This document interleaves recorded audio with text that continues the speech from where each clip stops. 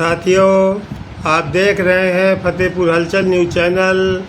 मैं हूं रमेश मोहन शुक्ला। मुझे विश्वास है अब तक का आपका दिन शुभ रहा होगा। आप स्वस्थ होंगे, सानंद होंगे और प्रसन्न होंगे। साथियों, इन दिनों देश में एक अजब तरीके की राजनीति सत्ता पक्ष और विपक्ष दोनों में चल रही है। राजनीति भारत में अब केवल वो नहीं होती जो आम जनता को दिखाई पड़ती है, बल्कि राजनीति वो होती है जो पर्दे के पीछे खेली जाती है। आज मैं भाजपा में पर्दे के पीछे खेले जाने वाली राजनीति का एक कड़वा सच प्रस्तुत करने जा रहा हूँ, जिसके लिए आपसे अनुरोध है कि आप वीडियो के अंत तक रहें और वीडियो को देखें। आपके लिए कुछ सेकंडों का काम है कि आप फतेहपुर हलचल यूट्यूब चैनल को सब्सक्राइब कर लें और वीडियो को लाइक भी कर दें और शेयर भी, ताकि ज़्यादा से ज़्यादा लोगों तक ये बात पहुंचाई जा सके।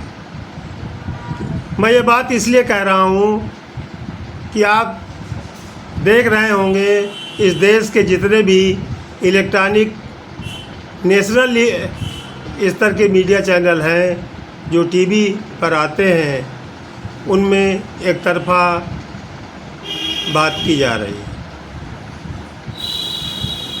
जिसके लिए एक काफ़ी प्रचलित नाम दिया गया है गोदी मीडिया का। गोदी मीडिया वो होती है जो किसी की गोद में बैठ कर के सिर्फ उसी के प्रचार प्रसार की बात किया करती है और जनता को वास्तविक मुद्दों से भटकाती रहती है। यदि आप वास्तव में गोदी मीडिया में चलाई जा रही डिबेटों, समाचारों से गुमराह नहीं होना चाहते, तो आपको निष्पक्ष सोशल मीडिया, यूट्यूब चैनलों का सहारा लेना ही पड़ेगा।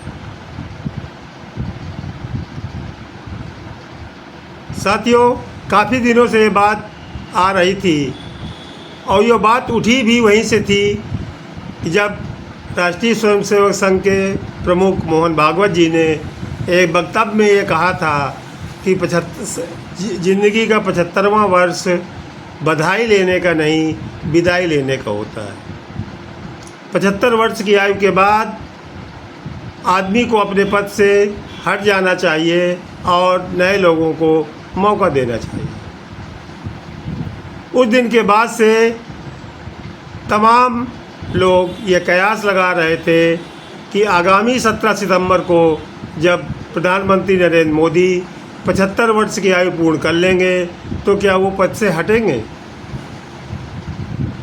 ये चर्चा आम हो चली थी और ऐसा लगने लगा था कि संघ और भाजपा के रिश्तों में काफ़ी खटास है और संघ नरेंद्र मोदी को प्रधानमंत्री पद से हटाना चाहता है।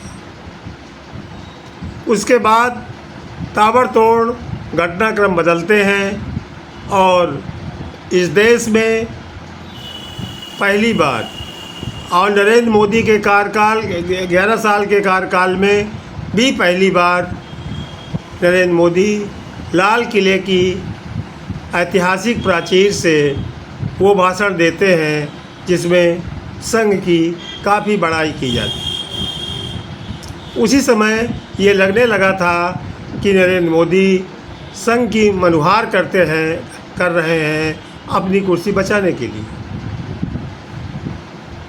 और ठीक वैसा हुआ भी।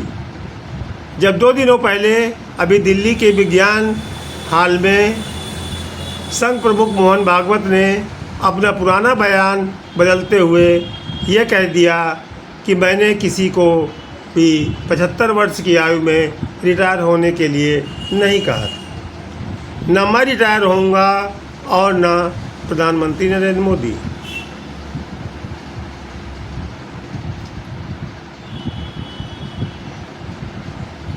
बड़ी अजब स्थिति है। इस देश के महत्वपूर्ण व्यक्तियों में शुमार आरएसएस के प्रमुख मोहन भागवत का ये बयान कितनी तेज़ी से पलटा, ये आश्चर्यचकित कर रहा है। लेकिन इसके पीछे की कहानी है, जैसा कि मैंने बताया, कि इस देश में राजनीति सिर्फ वही नहीं होती जो जनता को दिखाई जाती है, बल्कि वो होती है जो पर्दे के पीछे रची जाती है। संघ चाहता तो है कि भाजपा को नरेंद्र मोदी और अमित शाह के कब्जे से छुड़ाया जाए, लेकिन वो इन दिनों डरा हुआ है नेता प्रतिपक्ष राहुल गांधी से। राहुल गांधी द्वारा जिस तरीके से ताबड़तोड़ हमले आरएसएस पर किए जा रहे हैं और उनकी लोकप्रियता जिस गति से बढ़ रही है इस देश में, उससे संघ भी भयभीत है कि यदि नरेंद्र मोदी को कुर्सी से हटाने के पीछे भाजपा की सरकार गिर जाती है या बदल जाती है, तो फिर आरएसएस का क्या होगा। आरएसएस कैसे अपने मिशन को कामयाब करेगा जो वो मोदी के कार्यकाल में तमाम शिक्षण संस्थानों में बैठ कर के अपने हिसाब से इतिहास बना रहा है, इतिहास रच रहा है और अपने आदमियों को तमाम विश्वविद्यालयों में, कॉलेजों में प्रोफेसर और उपकुलपति तक बना रहा है।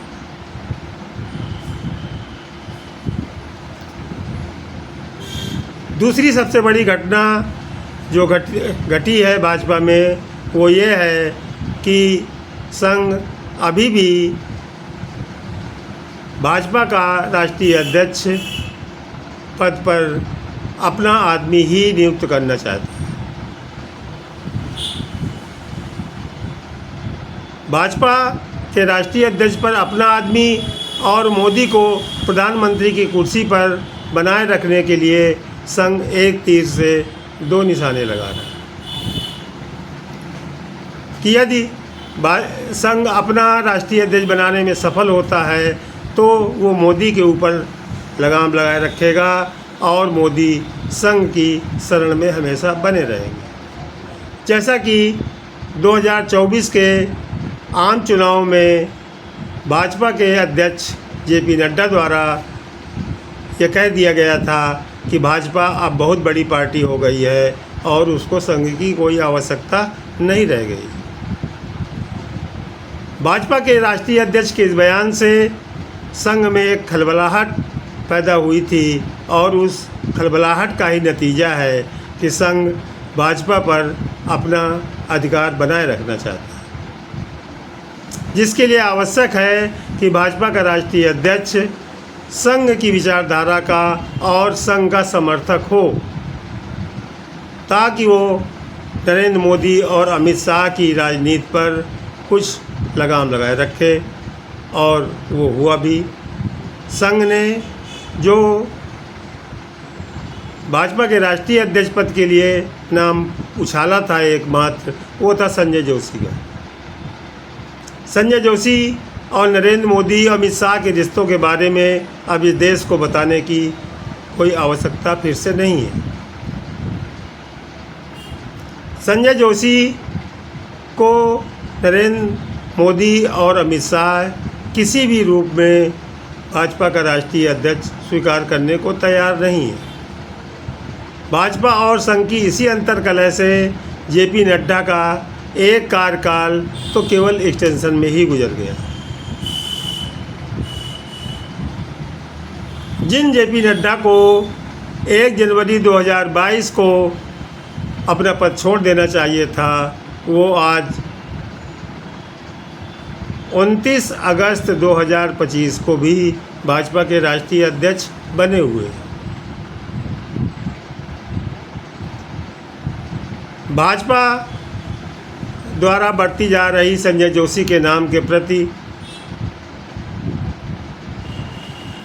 कड़ाई को देखते हुए संघ ने एक दूसरा नाम प्रस्तुत करने का प्रस्ताव किया। और जैसा कि तमाम मीडिया चैनलों में, सोशल मीडिया में इस बात की चर्चाएं आई कि शिवराज सिंह चौहान से संघ प्रमुख मोहन भागवत की 45 मिनट तक की गुफ्तगू हुई। राजनीति में तो इशारों में बात हो जाती है, 2-4-6 मिनटों में बात हो जाती है, लेकिन यहाँ तो पूरी 45 मिनट की गहन मंत्रणा हुई।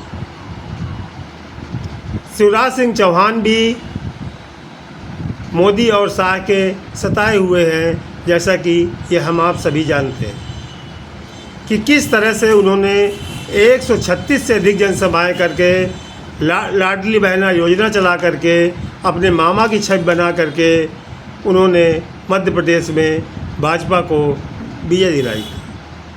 लेकिन विजय प्राप्त होते ही शिवराज सिंह चौहान को अमित शाह और नरेंद्र मोदी की भाजपा ने दूध की मक्खी की तरह के निकाल करके मोहन सिंह यादव को वहाँ का मुख्यमंत्री बना दिया, जिससे वो काफ़ी आहत भी हुए थे। लेकिन उनकी मुस्कुराहट में भी कोई न कोई संदेश छिपा होता है।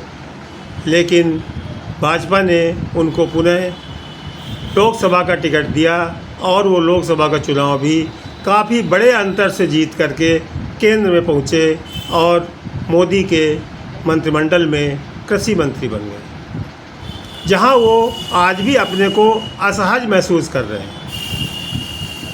और संघ प्रमुख मोहन भागवत से उनकी ये चर्चा इसी परिप्रेक्ष्य में थी और मोहन भागवत को भी संजय जोशी के अलावा एक और चेहरा मिल गया प्रोजेक्ट करने के लिए भाजपा के राष्ट्रीय अध्यक्ष पद पर कि यदि नरेंद्र मोदी और अमित शाह संजय जोशी के नाम पर सहमत नहीं होते तो फिर शिवराज सिंह चौहान के नाम पर सहमत हो जाए। और यदि ऐसा होता है, जो कि 17 सितंबर के बाद किसी भी दिन ये हो सकता है, तो निश्चित है कि भाजपा में काफ़ी बड़ा सांगठनिक बदलाव ही नहीं होगा, बल्कि और सारे बड़े बदलाव होने सुनिश्चित हैं। यद्यपि नरेंद्र मोदी और अमित शाह ये हर हालत में चाह रहे हैं कि भाजपा के राष्ट्रीय अध्यक्ष का चुनाव बिहार में होने वाले विधानसभा चुनाव के बाद किया जाए, लेकिन संघ इस बात पर आमादा लगता है कि नहीं, बिहार विधानसभा चुनाव के पहले ही भाजपा के राष्ट्रीय अध्यक्ष की घोषणा कर दी जाए। और यदि ऐसा होता है तो बिहार में तमाम उन नेताओं को जो मोदी और शाह के प्रति कट्टर समर्थक हैं, उनको टिकट से भी वंचित होना पड़ेगा। बिहार के बाद ही सिलसिला नहीं रुक जाएगा, बल्कि पश्चिम बंगाल, केरला, फिर उत्तर प्रदेश, पंजाब आदि के भी विधानसभा चुनाव होने, वहाँ भी ये सिलसिला जारी रहेगा। अब देखना ये है कि यदि संघ ने मोदी को प्रधानमंत्री पद पर बने रहने का आवेदन दे दिया है, तो क्या नरेंद्र मोदी और अमित शाह संघ की भाजपा का राष्ट्रीय अध्यक्ष बनाने की बात मानेंगे? और यदि मानेंगे तो क्या वो संजय जोशी के जगह पर शिवराज सिंह चौहान को स्वीकार कर लेंगे? ये एक यक्ष प्रश्न है जिसका इंतज़ार इस देश की जनता को भी है, भाजपा के करोड़ों करोड़ कार्यकर्ताओं को भी है और पूरी दुनिया को। आप देख रहे हैं फतेहपुर हलचल न्यूज़ चैनल और मैं हूं रमेश मोहन शुक्ला। एक बार पुनः अनुरोध है कि यदि आपको मेरा वीडियो पसंद आए तो आपके लिए मात्र कुछ सेकंडों का काम है, फतेहपुर हलचल यूट्यूब चैनल को सब्सक्राइब कर लीजिए, वीडियो को लाइक कर दीजिए और उसको शेयर भी कर दीजिए।